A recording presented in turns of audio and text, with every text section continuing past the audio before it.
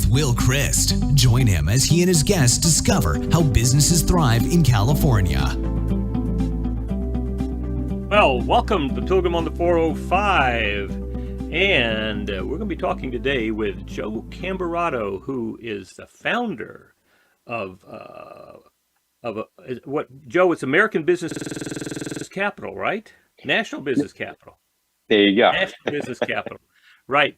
In Long Island. And Joe also runs his business on EOS, the Entrepreneurial Operating System. So welcome, Joe. Thank you for having me. How's it going, Will? It is just going fine. I'm having a ball. So tell me about what your company does for businesses. Well, we've just simplified and streamlined the process for obtaining financing for your business. Mm-hmm. So it started off as just helping one business owner at a time out of a small little business in my bedroom, grew into a pretty awesome company now, built on great people and great technology. We've got an amazing platform that has over 75 lenders on it. So you just apply in one place, and there's not a one size fits all lender for every single business that's out there. So depending on your business, your industry, your revenue size, your time in business, your credit profile, all those things matter, and those all make up different lenders. And then more importantly, what are you looking to use the funds for?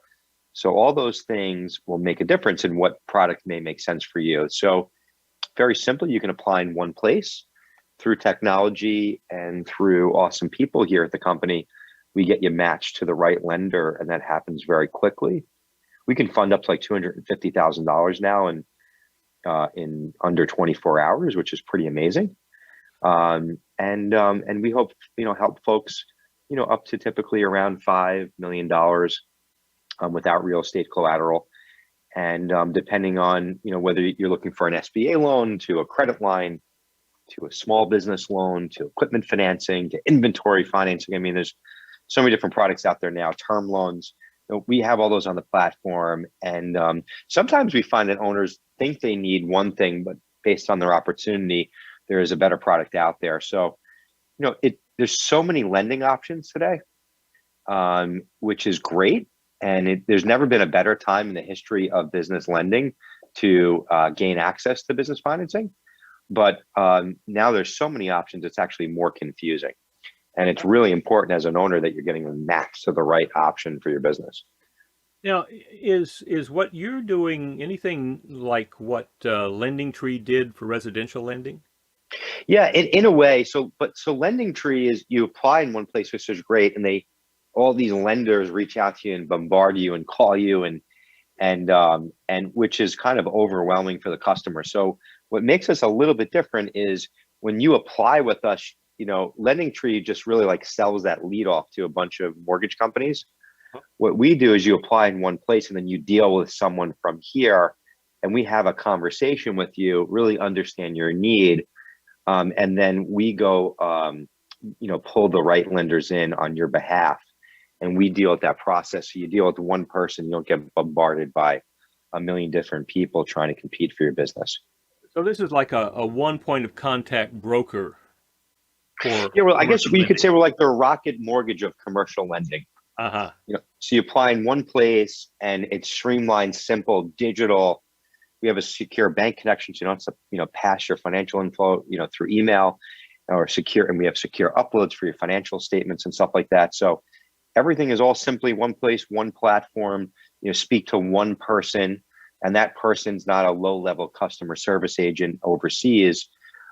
They, are here in the U.S. in office here, and that person not only understands all the lending guidelines and the lender options, they also get and understand business, which is not an easy thing to train and teach, and probably one of the hardest things, that we have to deal with in our business. But we do that really well, and a lot of the folks have been here for many years and are very experienced in what they do. So interest rates, is it similar? If I'm going to have my credit rating is going to be my credit rating as a business owner. Yep. And now, am I going to get something comparable in terms of interest rates or terms to what I would get with a local lender here in Orange County? Yeah, sure. It's a great question. So if, we provide and offer SBA loans, which are great. And, the rates are, typically the lowest out there. Hmm. And what's awesome is we have a few different, because even when it comes to SBA loans, a lot of people think that it's the same everywhere you go, but it's not. The bank ultimately has to, underwrite the loans according to the SBA guidelines, but a bank can also make a decision whether or not they want that loan on their books. So, a lot of times too, certain banks, like local banks, they may want your checkings and savings in order to provide that loan to you. So we work with some of the nation's leading non bank SBA lenders. So they all they do is strictly focus on SBA lending. Some of these are publicly traded companies, but they don't do checkings or savings. They have no interest in that, nor do want it. So all they do, and they just repeat that process, so they're super streamlined. And then each one of those lenders has their own criteria. Some cap at 350,000 without real estate. Some will go up to $5 million without real estate. So a lot of people don't realize this stuff. And a lot of times we find that, bankers at banks don't realize, like they only know what their bank does, but they don't realize that, there's these other options out there, even within SBA. So yeah, if we're looking for an SBA product, we're really competitive. Equipment financing, rates are 3, 4, 5%, go on up, depend on risk. And then if it's, non-bank or non-SBA, the rates are typically, prime plus 2 to 3%, prime plus 5%, and then they can go, up from there, all based on risk. So, Right. If you're more of a startup company, the rate might be a little bit higher. If your credit has, sometimes business owners challenge, kind of beat their credit up, growing their business, and that's okay. I've been there and done that myself. Right. Everything, is risk based, Now pricing. this business started out of your garage, right? My bedroom, yeah.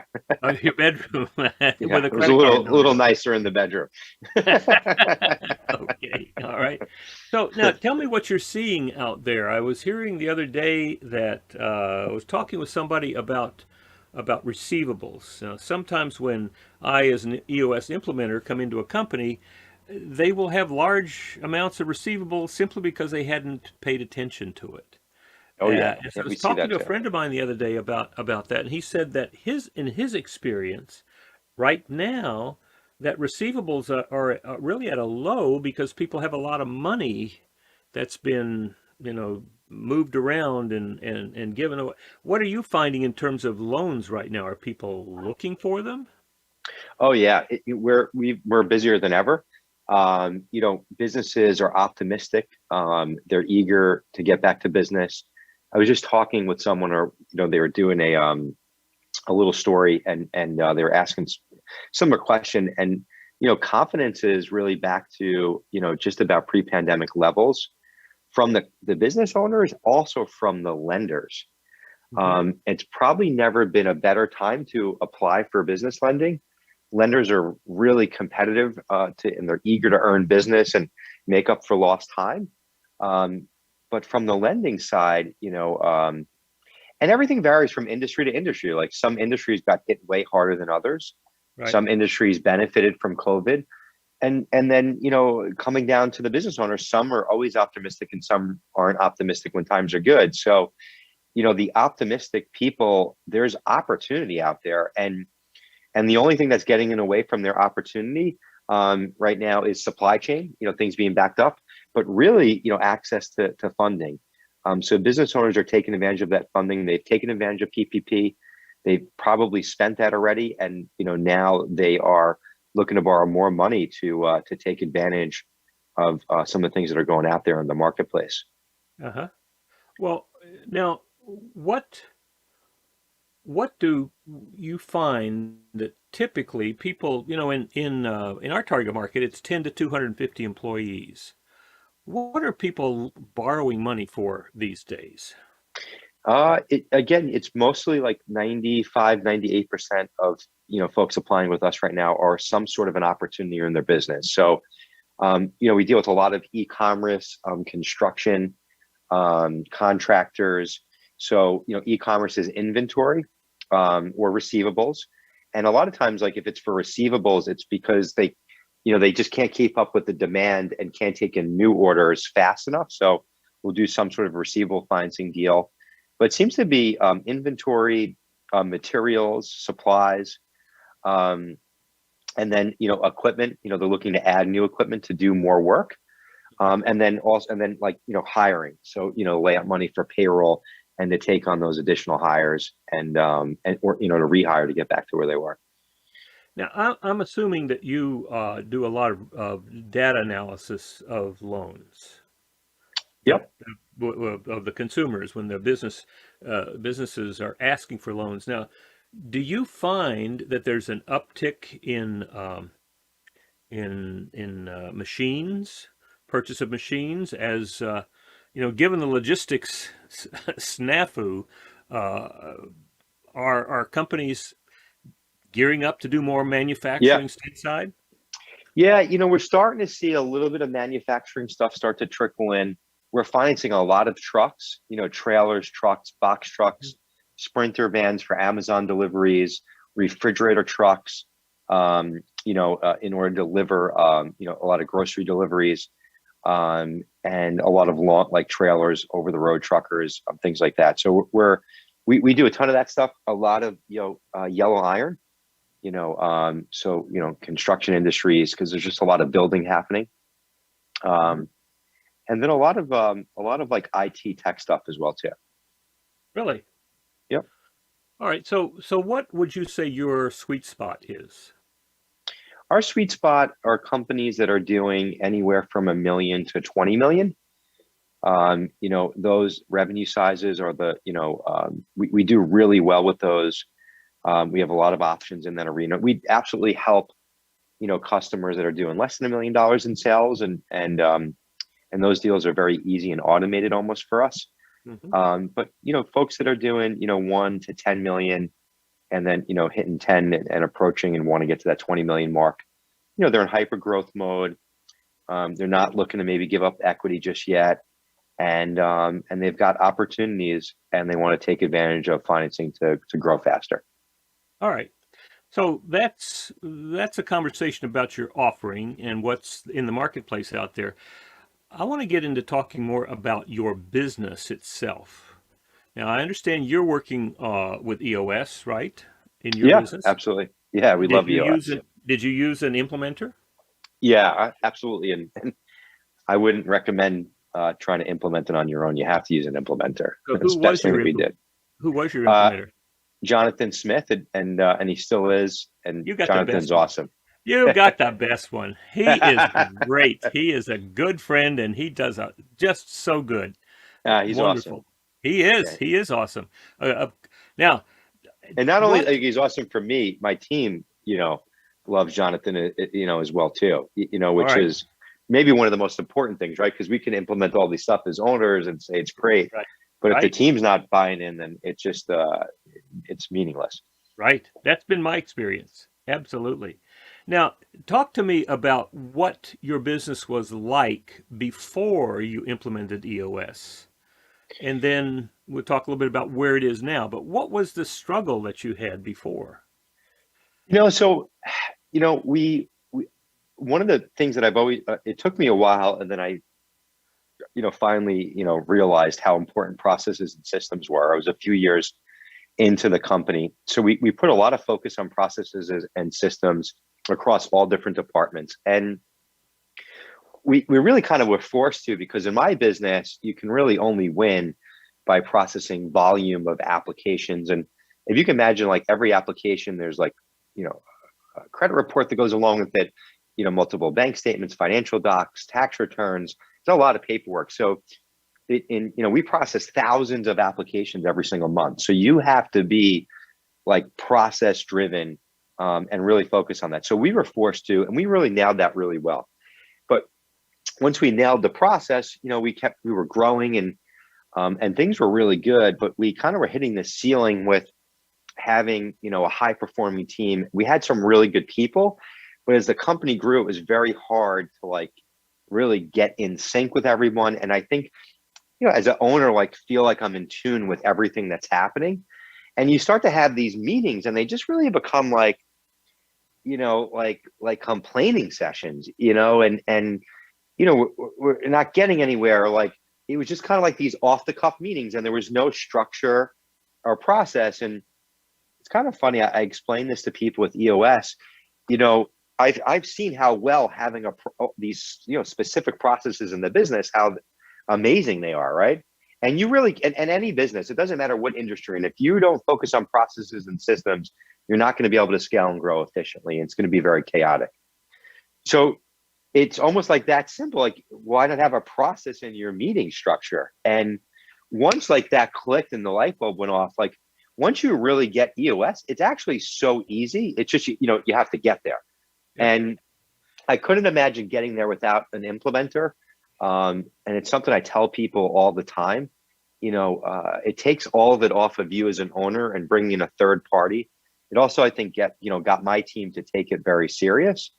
But we wanted to have like a really tight team, a high performing team, and also, as a owner and CEO, I wanted to know that I could be, not have to be every single where in the business, and have confidence in the team, that things are getting done, and the needle is being pushed and moved along, without me having to be in every single part of that. Mm-hmm. So now talk to me about how you rolled out EOS to the entire company. We recommended, I like first told it to my, management team that, hey, I've heard nothing but great things about this. And, and Jonathan spoke at one of our YPO events, and a few business relationships of mine and fellow YPOers utilized Jonathan, got some great feedback. I read the book Traction. So I recommended to the team to read the book, even though it's not recommended. And a good amount of people did read it. And then we really just brought Jonathan in. Just said, hey, we're kind of doing this. So, and Jonathan came in. We had a really good first session, with the team, and and from there, we realized and identified a lot of things that were needed. And then, we just kind of rolled into the, I think we did our first few meets. It's been a while now. Right.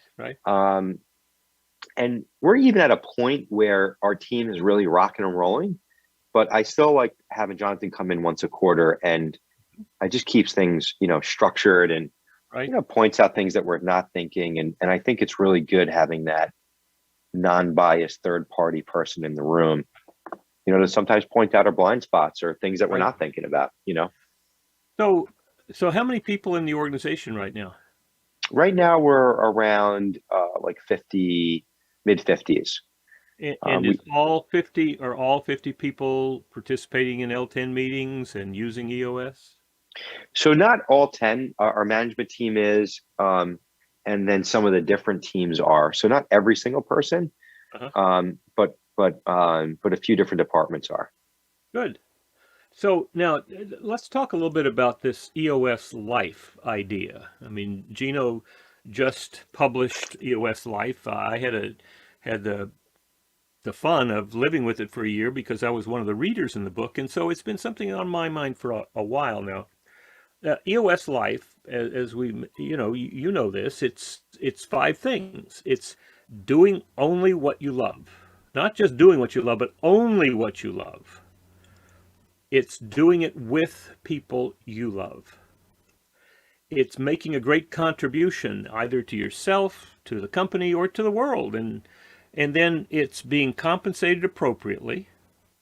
And then having plenty of time left over for your other passions, like family and hobbies and things like that. So how does that work in your company? Are you living the EOS life now?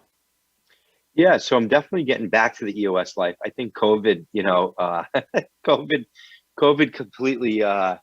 completely rattled up my EOS life, and I think everybody else's. So if I said anything differently, I'd be, I'd be not being transparent. But it's super important, and our company's been built in an amazing culture. We've been #1 top workplace 3 years in a row. So it's really important that we're winning in business, and we hold each other highly accountable here. But we also have a fun time while we're doing it.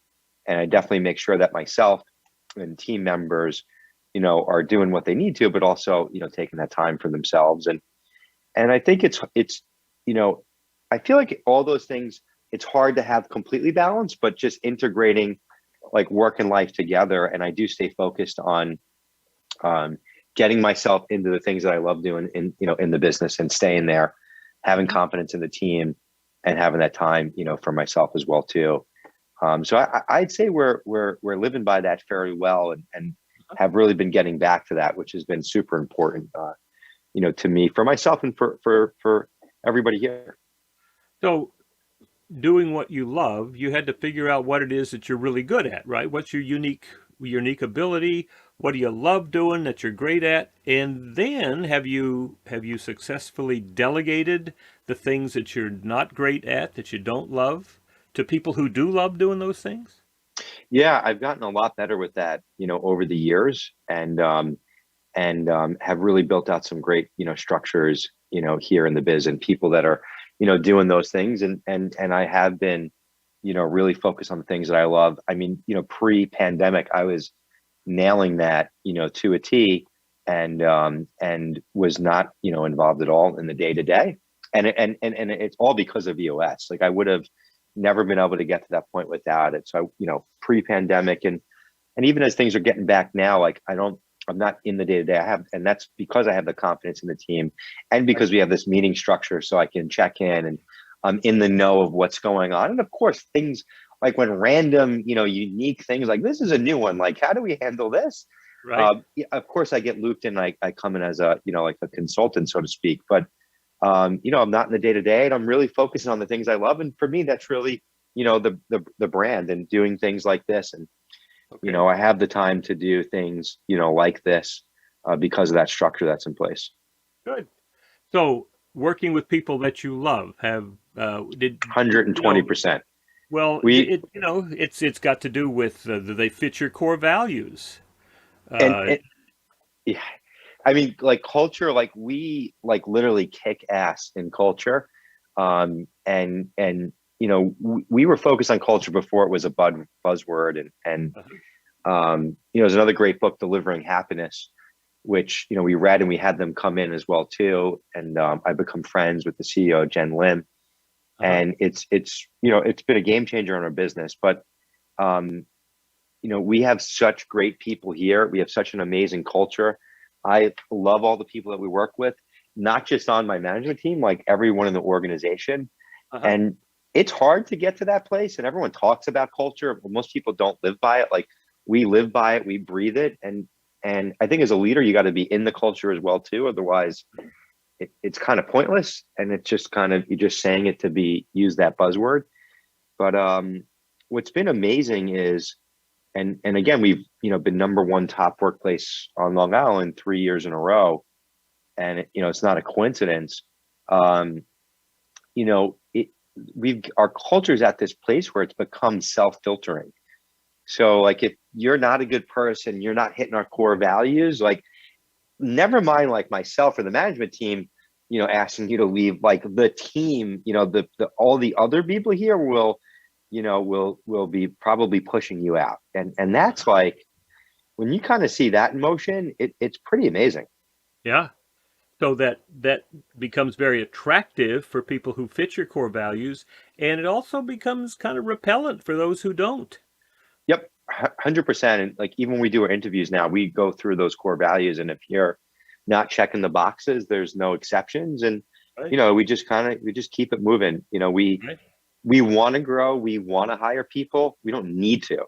So, and being that we want to, and we're making a conscious decision to grow and to be better, all we want to do is we want to add better people. But if you're not fitting that, then we don't need to. And Right. that's a nice place to be in. Right.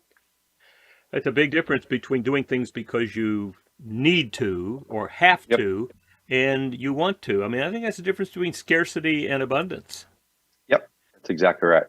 Now, all right, so you talked about doing things that you only doing things that you love, with people that you love. Now, do people see the connection between what they do every day and the contribution not only to, making the company great, but also to helping businesses in America work well. Do they see that contribution? They do, and that's really an awesome question. And I think they do because of how active I'm in, with, you know, um, getting out there with customers, interviews, different things, video testimonials that I'll do with our customers, and also just like a lot of these different, stories that I'm a part of with our customers, where they get kind of like see, like, if you look at my YouTube and things like that, you can see some really cool things where I'm out and about with our customers, and they get to see those end results. And then we have a process around how we share recent transactions and what those transactions, equaled. Like, we just had someone recently, we financed 5 trucks for them, which they're going to be able to hire another 10 employees, which was going to, create, 10 more jobs, which is, 10 more families. So, like, Yeah. kind of sharing those stories is something that's, is something that we do. And it's really cool, and it's really rewarding. And then, on top of that, we're always doing stuff locally in the community. Right. And, every transaction that we complete, we donate 10 meals to Feeding America. And we're, well over 100,000 meals now, which is really nice. So everybody feels that they're making a contribution. Absolutely. And they know too, it's like small business is 99% of the country. That's right. And my belief, now this is just my belief, but my belief is that when you look at the issues that we're having to struggle with right now, social unrest, a variety of things, and that includes people who struggled when businesses left in 2008 and moved to offshore. Lots of people suffering. And when I look around, I don't think government's going to solve that problem for us. No, business is, and I wish churches were going to solve it, but I just don't see that. Education's a long play. Business is the most effective lever for making social change right now. 100%. And I think a lot of this stuff that you see in the media, it's a bunch of bullshit. I mean, where we are in like the history of the world today. Yeah. I mean, it's like in 1955 or something like that, there was 2 billion people. There's 8 billion people now. There's never been more opportunity, like, in the history of mankind. Yes. And really too, like, if you look at the real facts, crime globally is down, terrorism is down, but and poverty's down, like, lowest level it's ever been. Like, if you look at the real facts. So you could sit around and complain, but you're just a complainer. Like, yeah. I think about, like, my grandmother came over here on a boat from Europe, from Italy, in like 1915. And, like, she would tell me stories of how she would, like, share a loaf of bread with her brothers and sisters.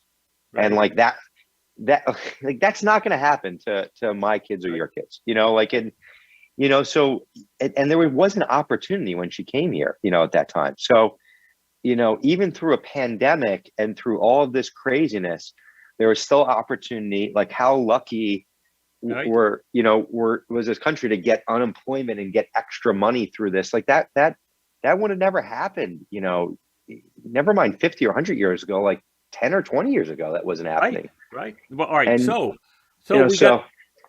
we got your people doing what they love doing with people they love, making a great contribution.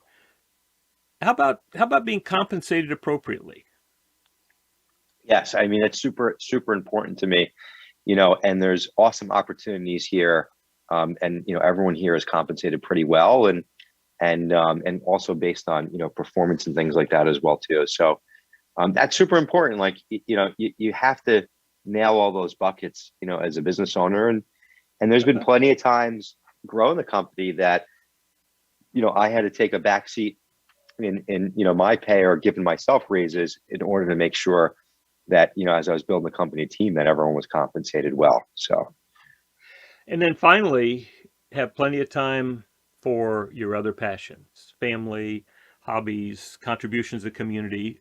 Is that true for you? Is it true for the leadership team, for the whole company? Yeah, no, it definitely is. And, we focus on that. And we also do fun stuff outside of the business. So even, that with the team and try and make it fun there as well too. And I try and make sure that I focus on that for myself. I just happen to get myself involved in a lot of things in the business and outside of the business. But as my kids are growing now, I'm starting to incorporate them into things that I am doing business wise. So I'm still spending the time, and I hope that they're learning something too.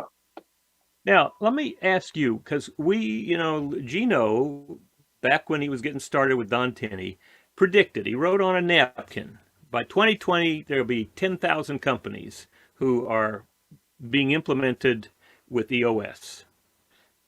December 2020, 10,500 companies. We did it. That's amazing. Wow. Now, 2030, our prediction is that by 2030, 100,000 companies will be working with an implementer to implement EOS. Wow. That's amazing. Now, if you say that it's, the average company in our sweet spot of 10 to 250 employees, the average company has 50 employees, just, for the sake of the argument, 50 employees. That's how many? 5 million people.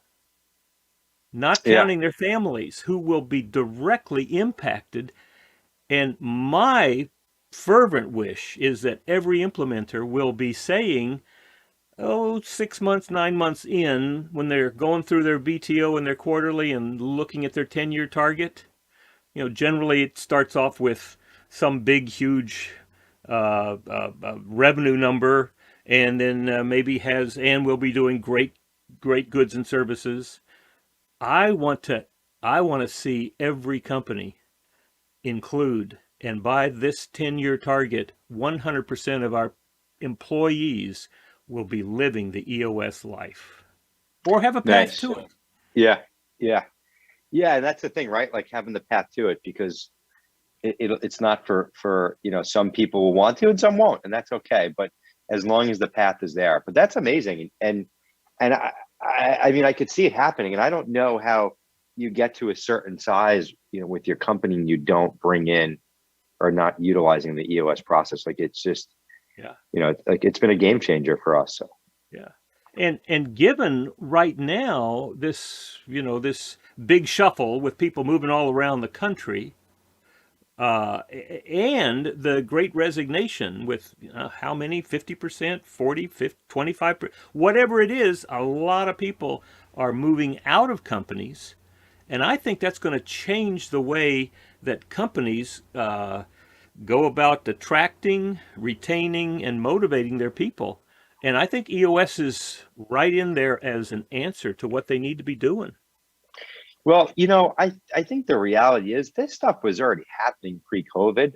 COVID just, fast forwarded where you had no choice to think, remote, and never had time to actually think. But this was already happening. Like hiring pre-COVID was the hardest it ever was, and people were having the option to work remote at different companies. And if you're not, it's funny, like people are now like, oh, maybe we should think about culture. Like it's like, are you crazy? Like and like too, like it's amazing coming to this office every day and what's been created here. I love being surrounded by like these awesome people with great attitudes. So why wouldn't you want to do that in your business? Like I don't want to show up to work with people I can't stand. Like that sounds miserable, Yes. So I don't know how people tolerate it, but from the leadership or ownership or CEO, whatever you want to call yourself, from the top down, like it's in your control. You just have to do something about it. So yes, we can make a change, and that's what I believe. The next 9 years, I think that having 5 million people and 100,000 companies, that's going to make a huge impact. And huge. And we also know from the data that the number of people self-implementing, like you were initially, the number of people using the tools at EOS is a 10 times number. So that could be easily that we are affecting 50 million people. That's amazing. And I hope so. Yeah. Definitely be Yeah. a lot better ran companies, Well, that's yeah. for sure. In a lot better attitude for people and a lot better life. So that's why I'm excited about it. I am just absolutely thrilled with working with people like you, who see this and can see the huge change that's there. So thank you so much, Joe. If how would people who wanted to talk to you, well, either about EOS or wanted to talk about loans, how would they get in touch with this? Yeah, so if you wanted to check out my company, you can easily go to nationalbusinesscapital.com. Or if you wanted to, follow me, I put out tons of content, videos. And if you want to connect, you can check me out at Grow by Joe. You can go right to YouTube/Grow by Joe, or on LinkedIn, you can find me linkedin.com/Grow by Joe. Excellent.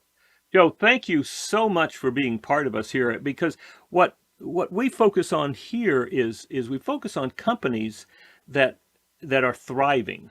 It started off several years ago thriving in California, and now it's really looking at people around the world who are thriving, and many of them are thriving because of their commitment to EOS. So it's been a great joy getting to know you better and having this great conversation. So that's the way the businesses thrive. Awesome. Well, thank you. We're thriving because of EOS. So shout out to EOS, and love everything that you guys are doing. And thanks for having me on the show, Will. Great. You've been listening to the Pilgrim on the 405 with Will Christ.